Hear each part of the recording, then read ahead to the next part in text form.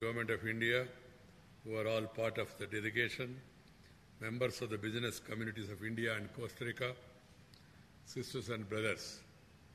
I'm extremely happy to be with you this evening. To be frank, I've been reading about Costa Rica since my student days because it's an interesting thing, of course, as the Honorable Minister was explaining about tourism, about the other potentials and all, the locational advantage. But at the same time, a country not having military is a matter of great interest, and one has to really appreciate that. So I have been eager to see the country after reading it in the history books, but I did not have an opportunity. But today, as the constitutional responsible authority of India, I have an occasion to come here, meet you all and greet you all. That's why I'm really delighted to be here with you all at the India-Costa Rica Business Forum. The Latin America and Caribbean region is rich in resources, essential for India's energy and food security, and boasts abundant mineral wealth. Tomorrow, I'll be meeting the President of Costa Rica, His Excellency Mr. Carlos Alvarado Coseda, and other senior dignitaries. We shall be discussing in detail various sectors where we have complementary or matters of interest and which we are explore together for mutual benefit of our people. Costa Rica, a peaceful, prosperous nation, with its prominent economic standing, political stability, and democratic credentials, and India, with its strong growth and technological prowess, can be significant partners both from the political and commercial point of view. You are all aware, India is the largest democracy in the world, and we have a successful parliamentary system in our country. India has made significant progress in various fields, especially in those pertaining to high engineering skills and science and technology. With a GDP of US $2.6 trillion, India is today the sixth largest economy in the world, which is growing every year at the robust rate of around 7.5%. In 2008, India became the fourth country in the world to send a vehicle to the moon in the very first attempt. That too at an economical cost of US $60 million. India today manufactures everything from satellite, light combat aircraft, missiles, cars, and other major high technology industrial products. Although we have an immense population of more than 1330 million, our huge human capital is a national asset. As unlike many other economies, India has one of the youngest populations in the whole world. We also have the third largest pool of technical manpower and experts in the world. All these aspects, coupled with our immense middle-class market of 300 to 350 million persons, institutionalized economic and financial process, fostered under a stable democratic governance system, which are subject to critical review by an independent judiciary and a free and investigating media, positions in India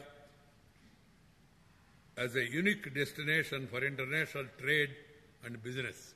My dear brothers and sisters, I can share with you, before occupying this constitutional responsibility, I was a minister in the government, looking after urban development, housing, poverty alleviation, parliamentary affairs, information broadcasting.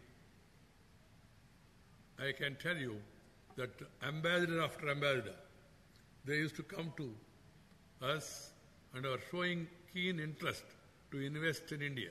Because today India is fast forwarding reforms. the Prime Minister gave a 3-line advice. We call it as a mantra.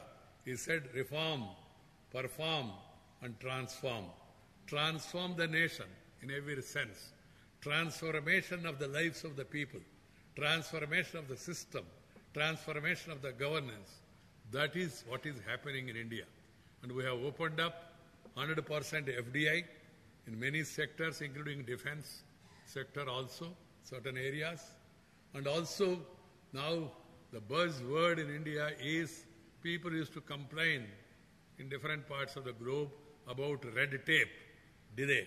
The Prime Minister said, no more red tape, it should be red carpet. Whoever want to invest in India, they are welcome with open arms.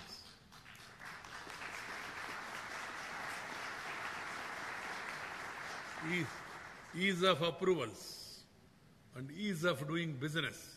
You might all have noticed the World Bank has recognized the way in which India is progressing as far as the reforms are concerned and ease of approvals are concerned.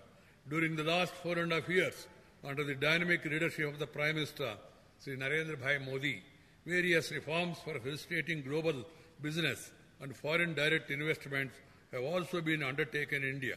As a consequence, during last year itself, India has jumped 23 places to 77th rank in the global ease of doing business countries list. Every day, more and more multinationals are setting up business operations in India. The Government of India's special focus on priority initiatives such as Make in India, Startup India, Digital India. The Prime Minister also gave a simple advice of a MISI-DC, that is MI, Make in India, SI, Skill India, DI, Digital India, CI, Clean India. That is in short called as MISI-DC. It is also attracting worldwide attention. As a consequence, many new global corporations are investing in or setting up joint ventures in various sectors such as infrastructure, roads and transportation, healthcare, telecommunications, power, urban development, smart cities, metro rail, civil aviation, education, hospitality and tourism, etc., where unique opportunities for investing millions of US dollars exist. We have also chosen to go for PPP model, public-private partnership, not only of Indians but also of foreigners. That successful experiment of the PPP model has become a success story. The Delhi Airport, National Capital Airport, the Mumbai Airport, Financial Capital Airport, and Hyderabad Airport, Bangalore Airport, they are a testimony to the success of public-private partnership. That is the mood of the nation. Every state, we have federal government, we have provincial government, and we have local self-government, ruled by different political parties. But the beauty of it is, there is Team India spirit, center and state, though they have different political views, but they work together as far as the reforms are concerned, as far as the development of the people are concerned. That's why these reforms are being accelerated and the development is also fast-tracked. Various initiatives such as tax holidays, single window clearances, facilitation by entities like Invest India, as also freedom to repatriate profits and dividends after payment of prescribed taxes result in high return on investments and make in India an attractive destination for investment. Costa Rican companies are invited to invest and benefit. Most Costa Rican CEOs and influential businessmen have close connections with angel investors and businessmen in developed countries and may look at expanding to India. Both our countries share close business ties. Indian IT companies, as mentioned by the Honorable Minister, such as Infosys, Wipro, L&T Infotech, WNS and others are present here. And others such as Bajaj Auto and Gravita also have business ties with Costa Rica. However, there is ample scope for intensifying such ties for mutual benefit. Costa Rica is the 13th leading trading partner of India in Latin American region. India-Costa Rica bilateral trade in 2017 and 18 was $201 million. The exports to Costa Rica were $1 $134 million, while the imports from Costa Rica were $67 million. There is a lot of untapped potential and the scope for our economic engagement to grow. Costa Rica has been participating in the India-Latin American conclaves held, enabling the business on the two sides to explore areas of mutual interest. While the immense geographical distance had been a challenge earlier with some constraints in deepening ongoing bilateral engagement, the seamless connectivity made possible by digital communication and globalization in the recent decades throw up new and excellent opportunities for both the countries. To intensify ongoing business ties, we can together work on critical and innovative technologies of mutual interest in areas such as pharmaceutical and biotechnology, digital science and telecommunications, agriculture and food processing, renewable energy, space research and climate change. You also have some expertise in agriculture. India, basically an agriculture country. Our basic culture is agriculture. We are focusing. This is an area where both the countries can work together, exchange information, know the success stories, and take forward the need to enhance agriculture income for the agriculturist, be it a value addition or food processing. These are some of the areas where we can cooperate with each other. And India's world-class engineers can certainly engage with their Costa Rican counterparts in various high-technology projects, which would give Costa Rica a new technology edge. This is particularly significant because the coming centuries will increasingly belong to countries which have proficiency in knowledge-based industries. It may be a matter of interest to you that many of the multinational companies in the US, they are all headed by Indians, including the giant of the information technology. Nadella Satya is the CEO. Indira Nui. I can Geeta Gopinath, the latest International Monetary Fund Chief Economic Advisor, is from India. And even the Bank of America, Mr. Sagurti Purna, is also from India. I can give you a lot of examples like that, which all proves of the intelligence, the expertise, and the technical know-how that is available in India. My dear friends, brothers and sisters, India is blessed with a demographic dividend. 66% of Indian population is below 35 years. So it's an aspirational India. The youngsters, they are coming with new innovations, and the Prime Minister's stress on startups, innovation, incubation, that is the buzzword that is going on. And the government is also encouraging the new ideas, out-of-box ideas, and also funding such innovations. My dear friends, the ecosystem for implementing such cooperation already exists in Costa Rica. We congratulate President Quesada and his government for their futuristic vision of making Costa Rica carbon-free country by 2021. We also commend the aspiration of the Costa Rican youth to acquire high proficiency academic qualification for embarking on ambitious careers. These are the attributes which encourage global multinationals to set up operations here. It is also the hard work and enterprise of Costa Rican entrepreneurs and engineers which makes Costa Rica as an important economy and a leading service sector hub in Central America.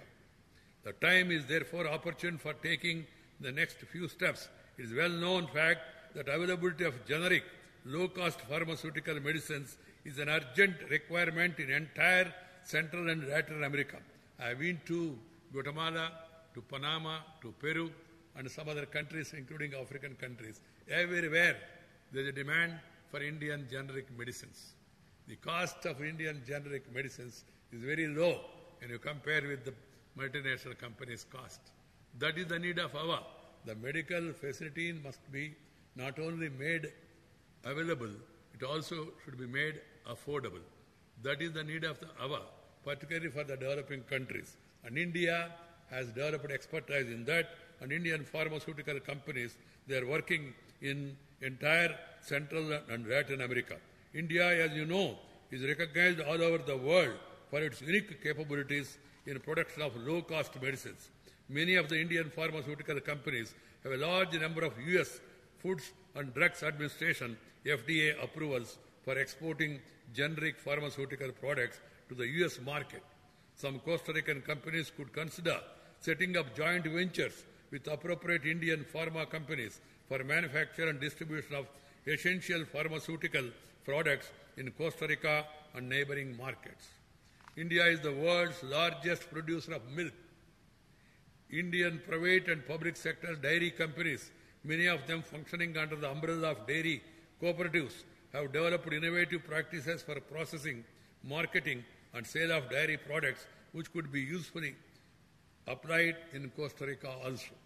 Indian agro-scientists have won international patents for developing critical agriculture techniques and processes, such as for high-yielding variety of seeds, cross-fertilization techniques, and other such areas. India today is globally reputed because of its world-class hospitals and healthcare facilities, available for at a fraction of the cost it could cost in the West. I can tell you and share with you with all frankness, earlier any politician of India, if he is deceased, they used to go to states. But today the story is otherwise. People from Europe, people from African countries, people from other Asian countries, they are all coming to India because India is becoming a tourist health destination because it is affordable, and Indian doctors, they are all well recognized. Even in the US also, if you identify the top doctors, half of them will be at least from India. That is the knowledge and intelligence of Indian doctors. We could explore joint projects in urban transportation, railway and port management. India has the second largest railway network in the world. It is one of the largest. And then we are making new experiments. We are going for a bullet train. And we also have the aviation sector expanding very fast, reaching even the small Tier 2 and Tier 3 cities. This is one area where we can work together. Port management also is an important aspect of the developmental course of India. The inland water transport is also another priority area for India.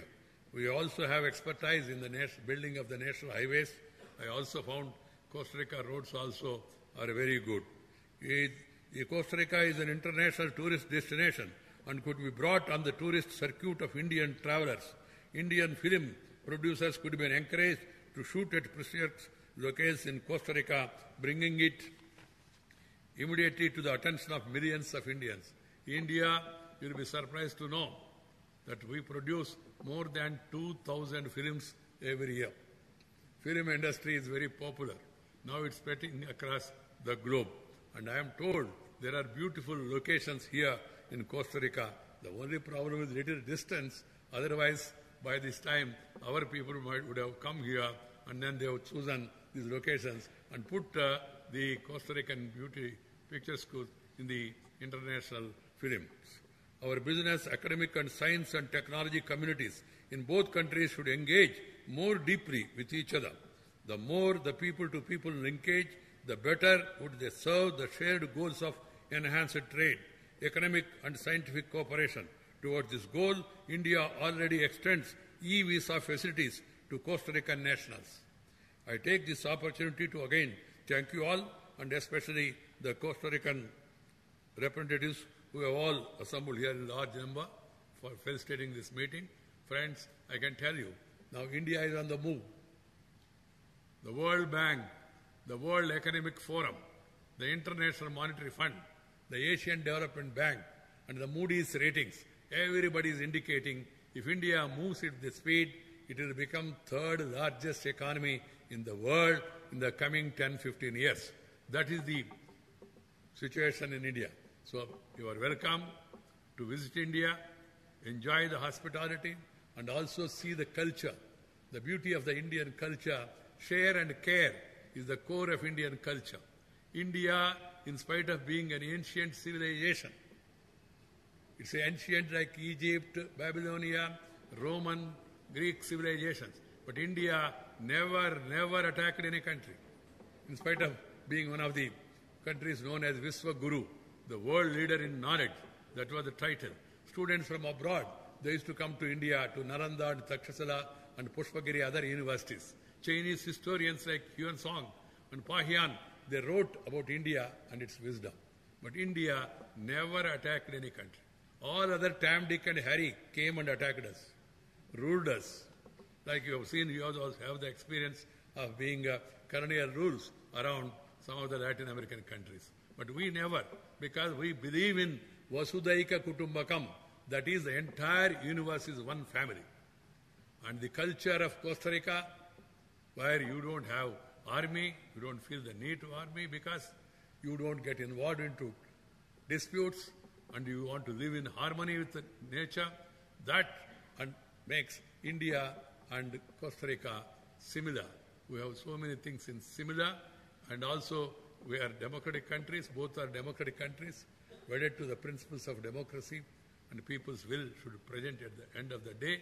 So that being the case, there are great opportunities. Let us join together, work together, move together, and then create a better world.